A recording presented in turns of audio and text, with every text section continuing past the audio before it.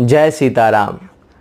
प्रायः हम लोग अपने घरों मोहल्लों में, गांवों में, प्रांतों में, देश में, संप्रदायों में द्वैधी भाव अर्थात ये अपने हैं और ये पराये हैं, इस प्रकार का भाव रखते हैं। किंतु प्यारे साथियों, क्या इस प्रकार के भाव से हमारा और आपका कल्याण हो सकता है क्या? आज यहाँ इस वीडियो में हम इसी विषय पर चर्चा करेंगे और उदाहरण के रूप में हम गीता के प्रथम श्लोक में जो धृतराष्ट्र के मन के भेद की चर्चा की गई है उस पर विचार करेंगे। धृतराष्ट्र ने संजय से कहा कि धर्म क्षेत्रे कुरुक्षेत्रे समवेतायुत्सवा माम काह पांडवाश्चैव किम कुर्वत संजय। हे संजय, धर्म भूमि कुरुक्षेत्र में युद्ध की इच्छा से एकत्रित मेरे पुत्रों ने और पांडु के पुत्रों ने क्या किया? प्यारे साथियों, यहाँ गीता के इस प्रथम श्लोक में अगर आप ध्यान दें तो धृतराष्ट्र के मन का भेद आपको स्पष्ट दिखाई देगा। यद्यपि पांडवों के लिए धृतराष्ट्र पिता के समान ही थे, पांडव धृतराष्ट्र को पिता के रूप में ही देखते थे और उनकी हर आज्ञा का पालन करते थे। कभी उन्हें शिकायत का कोई अवसर वे नहीं देते थे। लेकिन कहते हैं ना कि संबंध में समानता का होना बहुत ज़रूरी है। संबंध का अर्थ ही है समानता का बंधन। जिस संबंध में मेरे तेरे का भाव रहता है, जिस संबंध में ऊंच नीच का भाव रहता है, वह संबंध फिर टिकता नहीं है, टूट जाता है।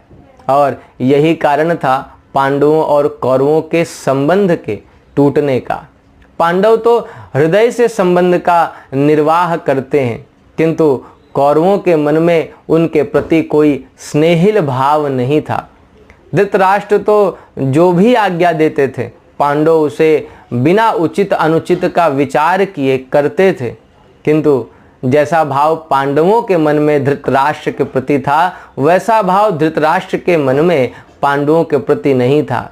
वे अपने पुत्रों को और पांडु के पुत्रों को समान दृष्टि से नहीं देखते थे, उनमें पक्षपात करते थे। और इसीलिए व्यास जी लिखते हैं कि धृतराष्ट्र ने संजय से कहा कि मेरे और पांडु के पुत्रों ने क्या किया? हे संजय, मुझे बताओ।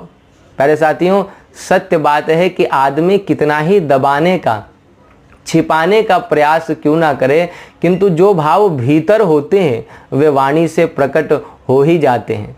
हम भले ही लोगों के सामने बताने का, जताने का कितना ही प्रयास करें कि हम वस्तुतः उनके विषय में बहुत अच्छा सोचते हैं या उनके प्रति आदर का भाव रखते हैं, प्रेम का भाव रखते हैं, किंतु बोलने में और भीतर मानने में बहुत अंतर होता है।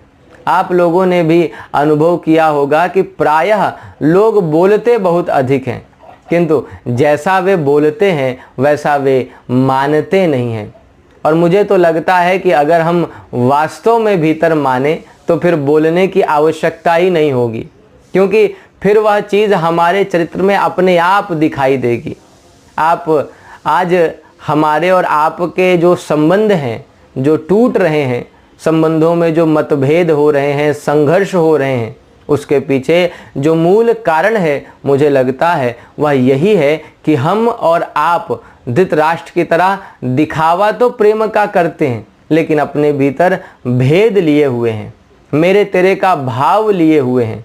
इसलिए चाहे घर हो, मोहल्ला हो या फिर धर्म संप्रदाय हो, आप देखें कि हर जगह संघर्ष है, कहीं भी प्रेम नहीं है, शांति नहीं है, क्योंकि सब कुछ केवल बाहर ही बाहर है, भीतर तो कुछ है ही नहीं।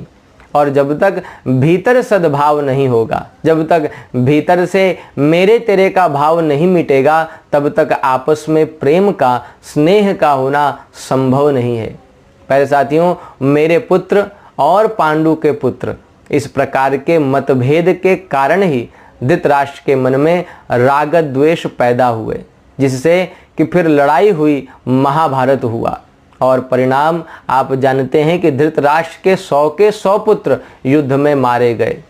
तो अगर हम अपने जीवन में शांति चाहते हैं, सुख चाहते हैं, प्रेम चाहते हैं, तो मुझे लगता है कि हम लोगों को वही दूसरों को भी देने का प्रयास करना चाहिए, क्योंकि सुख दीन्हे सुख होत है, दुख दीन्हे दुख होय।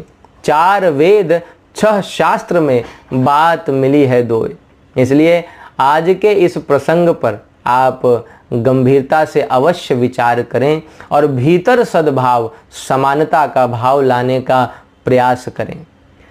प्यारे साथियों, आप लोगों को यह वीडियो पसंद आया हो तो लाइक करें, सब्सक्राइब करें और अपने मित्रों के साथ भी ज़रूर साझा करें और कमेंट के माध्यम से हमें अपनी भावनाओं को भी अवश्य लिख भेजें, ताकि हम उसके अनुकूल और भी जीवन और शास्त्रों से संबंधित शिक्षाप्रद बातों को आपके सामने प्रस्तुत कर सकें।